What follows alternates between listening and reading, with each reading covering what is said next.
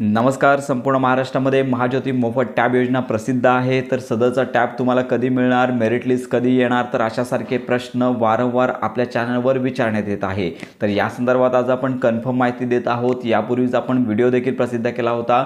तर हेल्पलाईनवरती जर कॉल केला असता तर मागील आठवड्यामध्ये 15 दिवसात लिस्ट येईल असं सांगण्यात आलं होतं. परंतु सध्याच्या घडीला जर फोन केला असता तर ही सदरची मेरिट लिस्ट पुढच्या आठवड्यात प्रसिद्ध होईल असं आम्हाला हेल्पलाईनवरती सांगण्यात आलेलं आहे.